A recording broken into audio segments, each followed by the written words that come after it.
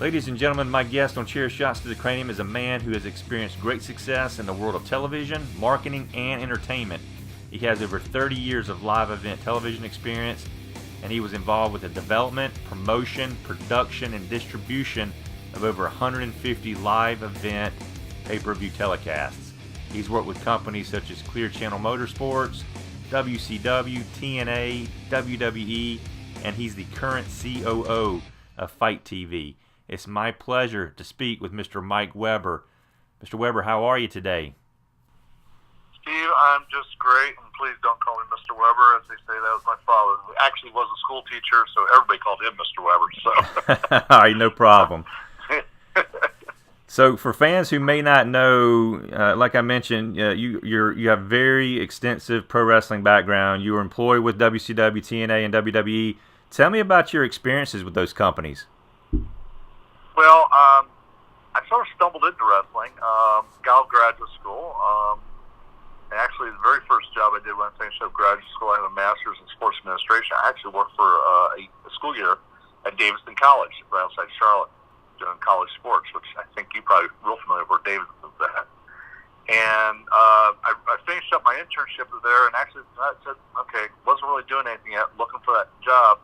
I wanted to go work at Duke, or someplace like that in the ACC doing, college sports. And there's a guy named Basil DeVito. If you're a student of wrestling, most people should know who that is. He's the VP of was the VP of marketing at WWF, and he called the professor of the program that I went through, graduate school program, and said, "Hey, I need somebody to help me now. I got something called WrestleMania 2 coming up," and I was there within a week, and never been further than east than Pittsburgh, being from Ohio, and drove to New York City and Greenwich, Connecticut, which is where the first office was at for WWF, and worked as an intern about 4 or 5 weeks, did WrestleMania 2, and became a PR guy, and just never looked back since then. So I was PR for WrestleMania 2, 3, 4, and 5. Worked at WCW throughout the 90s as the head of marketing there, so started there when we couldn't, and I cannot take responsibility for this, but when we started, we couldn't figure out how to get away a couple hundred seats at center stage for a TV taping, and with 5 years, we're putting 40,000 people in the Georgia Dome. Yeah, it's awesome. That's a pretty dramatic change. No doubt about it. I worked in motorsports as well, monster truck, supercross, and then I did work 5 years, 2008 2013, as VP of marketing for TNA Wrestling, now known as Impact, owned by Anthem. Good experience working with them, and we launched FITE TV 3 years ago next month, and started at zero, and we're up to 1.2 million registered users for the FITE app, which features boxing, MMA, and of course pro wrestling. So for fans who are listening who may not have heard of FITE TV, and why they wouldn't have, I don't know why, but so for the ones who may have heard of it, but just have not really explored it enough, tell them about FITE's content and how they can enjoy it. Yeah, FITE is a good concept, not a new concept. I'm sure there's quite a few people had it, but what's different about what we have is actually we're a technology company first, based out of Bulgaria. And when I took this job, I had to go get a map out and figure out where Bulgaria was at even. It's been a fantastic experience. These guys have been working for several years developing technology that actually casts your video program from your mobile phone to your smart TV. And it's a patent process, and it works very well. When we first launched, we were just an app, and then we decided to do a website. And then we started to put our app on Roku and Apple, Amazon Fire, and so forth and so on. So we're essentially a full-fledged digital television network, probably with more ways to watch it than even ways you can watch Netflix, okay? That focuses on combat sports. It's a strong mix between pay-per-view programming and VOD programming, with the difference being our VOD program, which we have over 12,000 hours of, is free to viewers. It's ad-supported, somewhat like YouTube. Videos roll before the show, some mid-rolls, and so forth. Because of the type of product wrestling is, there's a lot more wrestling on the VOD content than, say, boxing or MMA, because we have a lot of companies who give their programming to us on a weekly basis because they have a weekly storyline to support, and that includes Ring of Honor. We've been airing their shows for a few years now, every Monday night. Keep the storyline for the people who can't see it on Sinclair on the weekends. We got Reality of Wrestling owned by Booker T. We have Championship Wrestling from Hollywood, which has been around for many years. So we probably got 20, 30 different companies who supply us weekly programming. Primarily in the United States, we've got a few who do from UK as well. And then we have pay-per-view programming, and we've done everything from the smallest wrestling program where there might be single-digit number of buyers to we've done the Canelo fight September 15th against Triple G, where we had tens and tens of thousands of people purchasing that event through our platform to watch it.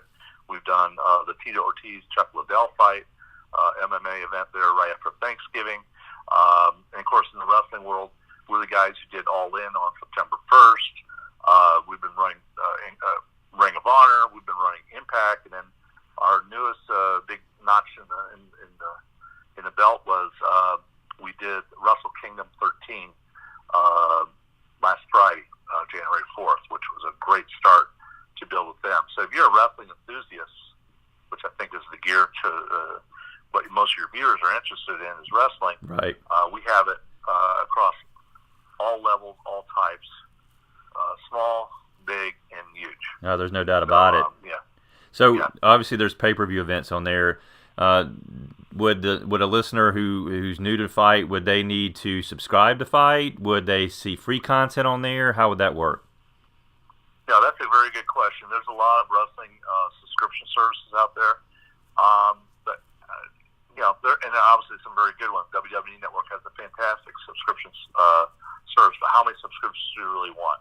So we have a free-to-download platform.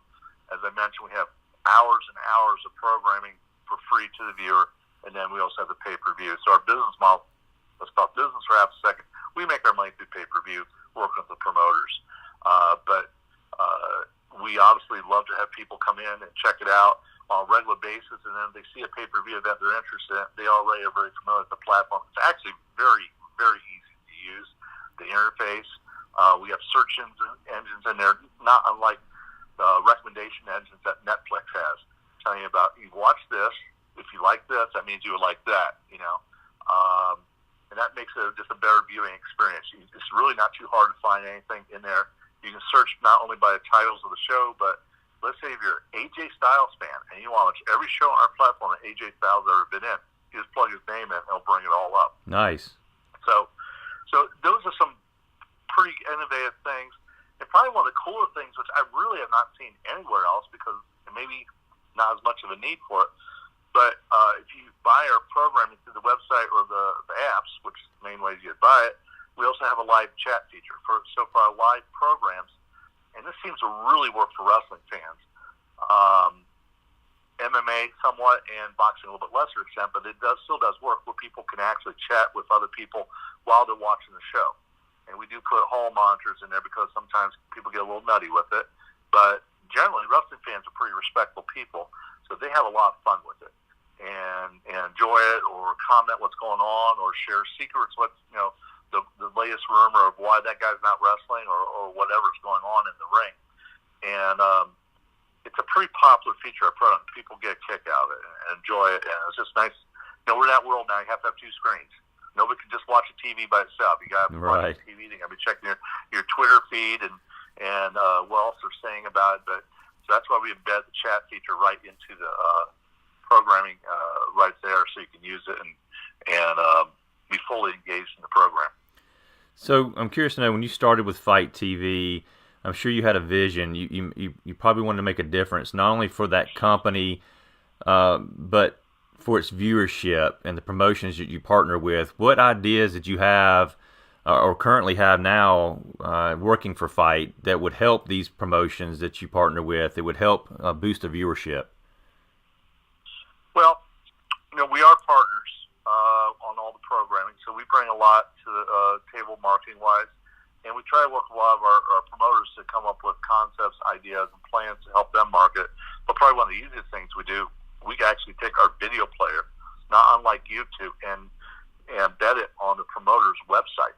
So they still keep driving people to their website to learn about tickets on sale or merchandise sales, stuff like that. And from the viewer standpoint, it's right there. They don't have to go find FITE, even though we're pretty easy to find now because of our recent popularity. But they can go to their local wrestling company's website that they enjoy the most and actually go to the video player and then see that company's programming right there. So we're just working on more and more. We're really, even though we're 3 years old and growing, we're still really in infant stages in many ways. One of the things we pride ourselves on, we do think we probably do the best job delivering an air-free show. So we don't have buffering, we don't have drop programming. I won't say that's 100% never, because we do depend on a signal coming out of our arena. But on our side, we have not had any problems. And a little bit is, as they say, practice makes perfect. We've done over 1,500 live streamed events since we launched 3 years ago. So I really think there's very few companies that say they've done that volume of transactional paid events live stream. And you have a little golf background there, I believe. So you might have been trying to watch that Tiger Woods event on pay-per-view. Yeah, no doubt about it. They had a little problem delivering that program. They did. So, and I'll be honest, I've watched content on FITE several times and never had a problem. I thought it was fantastic. Yeah, we're pretty proud of that. Another thing is, and I don't know how important this is to your listeners, but from a promoter standpoint, we're really your quickest and easiest source to make your product available around the world, because essentially our product works everywhere in the world that Wi-Fi works. And I mean, I was in Japan for the New Japan Wrestle Kingdom show, and I watched the show on my phone sitting inside the stadium in Japan. Oh, that's nice. So, yeah, it is, frankly, internet's a little better over there in many places. I can sit and watch it on the trains there and stuff. So it's really truly a worldwide product, which is, I really don't know much else where you can have that much of a global impact so quickly. Well, I'd like to shift gears a little bit, and let's talk about a company or a promotion that can be viewed on FITE TV, and that's Universal Championship Wrestling. It's a red-hot independent wrestling promotion based out of Atlanta, Georgia. And again, their shows can be viewed on FITE TV. How excited are you to have Universal Championship Wrestling on FITE? Well, I'm quite excited because they use a lot of old-school wrestling tactics, and I have worked at WCW in the 90s, became very familiar with Georgia-style wrestling. And there's a lot to that. I like that. They have guys on there I've worked with before at WCW, which is always added. I think they find a nice mix there between the names that you heard or watched when you were younger to the up-and-coming guys. And I always think that's important in any wrestling promotion. I've seen promotions go one way or the other. Either the whole roster is a bunch of guys from the wrestling school, nothing wrong with that, but it's harder to get more people involved, or you got a roster where you got every guy's, it's like a retirement show, Right. And I think they find a nice balance there, and that's how you get people in there, and they get the exposure for the younger guys, and I think that works out well, and we look forward to keeping on working with them in the immediate future. So how will Universal Championship Wrestling's partnership with FITE allow their current and their potential fans to watch them nationally and internationally? I know you kind of touched on that a little bit already, how accessible it is. Well, yeah. I mean, that's just one of the cool things is nobody watches, other than sports really, not everybody watches everything live. We get a lot. Wrestling's an interesting product in that, and this is not true whatsoever in boxing and MMA, but many of our events will have over 20-25% of the viewerships after the event's over. So we get a lot of people watching it live, and people do live. Wrestle Kingdom is a good example. We had a tremendous amount of people watching it live, and it started at 2 o'clock in the morning, East Coast time. People don't care 24/7 anymore, but they are 24/7. They'll watch it in the middle of the night, but they also watch it when they freaking feel like it, Right. And especially wrestling, because they know they don't care it's preconceived. They didn't, but they hadn't seen it themselves. Okay, it's like well, I knew the movie debuted 2 days ago, but I want to see it now. Right. Boxing, MMA is not like that. Once the show's over, they know the result. They don't care. they don't want to watch it, even though they haven't seen it. Wrestling is different. People will watch it after it's been live, even if they read.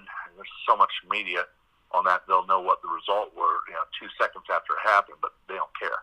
Right. They still want to see how they got there and so forth. Well, like you said earlier, Universal Championship Wrestling, they do a great job of blending the stars of yesterday with the up-and-coming stars of today. And quite honestly, that's something that draws me to their product, because I may want to see Scott Steiner go up against a young and up-and-coming wrestler that maybe I didn't hear of, but I realize what type of tremendous talent that he is. So to me, being able to blend those two styles of wrestlers together, 2 different generations, I think is amazing. Yeah, it is. And I think it helps everyone. Helps guys in the ring, helps the fans.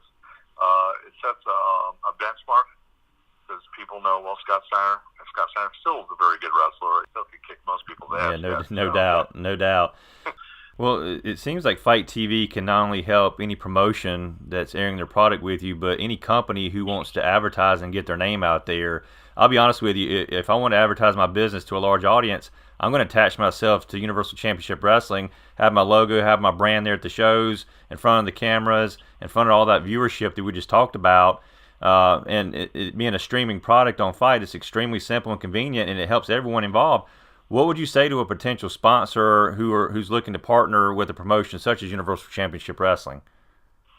Well, we try to be as friendly and much a partner of our promoters as possible.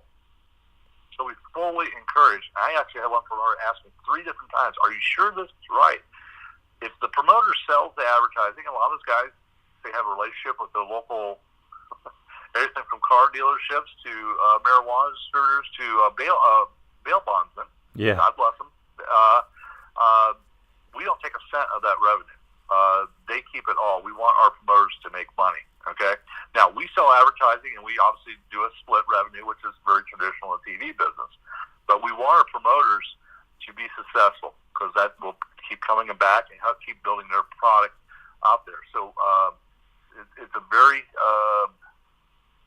strong sales point to our promoters that they are more welcome to run all the commercials they want, sell everything they want.